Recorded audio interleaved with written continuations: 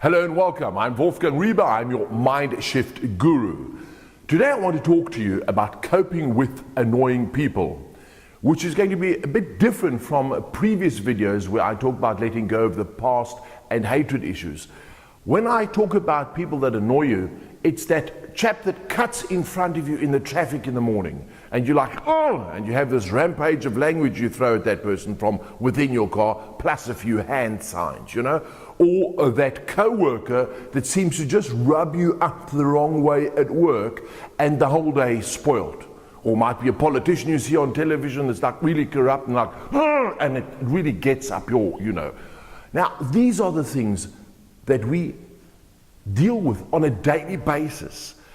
I, as a mind shift guru, as an inspirational speaker, try to walk my talk. But even I get annoyed with some people. This is human, this is natural. And I think this is the first thing that you have to understand, is it happens to all of us. It's the acknowledgement that it happens to us, which is the first step in getting over it. Now, I always say, think back of your day. How many times did someone annoy you where you're like, oh, and it really spoiled your day? Maybe 10 times?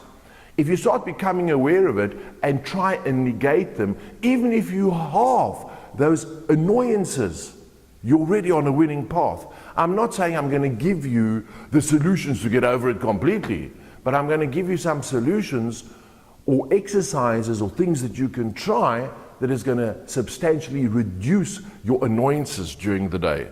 In fact, you can also download completely for free my little ebook, 25 Ways of Coping with Annoying People. The link is over here. I think you'll enjoy that. But for now, I want to share 3 tips with you. First of all, if you react to something that annoys you, odds are you're going to remember it longer. Why? Because you put emotion together with an action. And it's stuck here, and for the rest of the day, it's going to bug you and you're going to remember it longer. In fact, in a week, in a month, you'll still remember, oh, so-and-so annoyed me. So try not to react. Try hold back on the reaction. Remember the advice our parents gave us, and I've mentioned this before, count to 10 before you do something. Just breathe in and out 10 times before you react. It's amazing how your reaction is different then.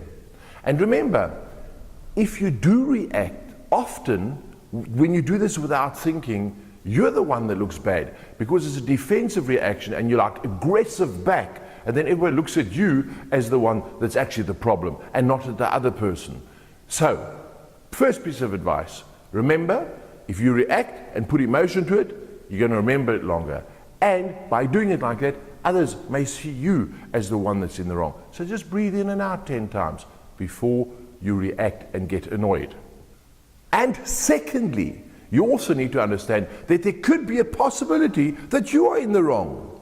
Now, I'm not saying in the wrong necessarily by your actions, but does that other person, let's say it is a work colleague or family member, know the boundaries that they have with you? Often we don't say anything and people annoy us, and they do so without even realizing this because they don't know what their boundaries are with us. So you need to stand up and be heard. You need to make it clear to those that annoy you, hang on, this is where I stand on the matter. These are my boundaries. Stay out of them and we're fine. Come into them, disrespect what I feel, and then I'm going to react. So most of the time I've noticed that when people are annoyed, it's because the other person isn't even aware, they don't know the boundaries. That's just something to bear in mind. And now the third tip. This is why I shot this quick tip, for the third tip. This is the tip that to me is the one that is going to help you get rid of those feelings of annoyance towards those people that do irritate you. However, I have to say now, if you are a person that's easily offended, you may not like this. And I say that with love and respect. Because for me, I look at myself as representing the average person out there. I thought this was funny. And if I thought this was funny, and I'm trying to see myself as a normal person, okay, that is debatable, but as a normal average person, you know, in general, then at least 50% of those of you watching this may actually find this useful. A friend of mine called Ryan Ewells told me this about a week ago. I collapsed on the floor in hysterics. I was laughing so much. I thought it's the most brilliant way to cope with annoying people. My wife said to me, you can't put that on video. So that's why I'm saying, I'm warning you, it could be a bit offensive. I'm going to do this as politely as possible, but it works for me. And for me, this is what it's about. It's to give you real life things that you can apply. And remember, most of these coping mechanisms you're doing on your own anyway, so no one's seeing you do them. If they benefit you, that's awesome. So here is my third and mega tip of coping with an annoying person. Welcome to my throne room. There's even an echo here. Isn't this the place where we sit on our own and go through the thoughts of the day and really think about what's been happening during the course of the last, let's say, 8 hours? This is where we do it. The next time somebody annoys you and has bugged you throughout the day, you need to get rid of this feeling because it's going to bring you down. So when you're on the loo the next time, before you pull the toilet paper off to wipe, you take a permanent marker, a felted pen with a broad tip, and you write their name on that piece of paper. There.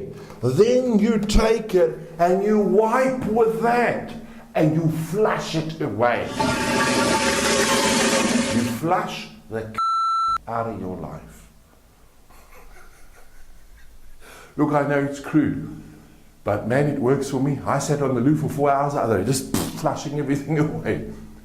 If it works, then why not? And of course, this has been getting little tails on it as I've been sharing this with friends. And a friend of mine said to me the other day, you can add on to that the person that you write down, the name. They were number one in my life. Now, they're number two. I'm going to just stop there before it gets out of hand. But I trust you found my 3 tips practical. Do download the free book. There are lots of practical tips in there. And I look forward to seeing you again next time. Until then, from me, Wolfgang Riebe. Cheers.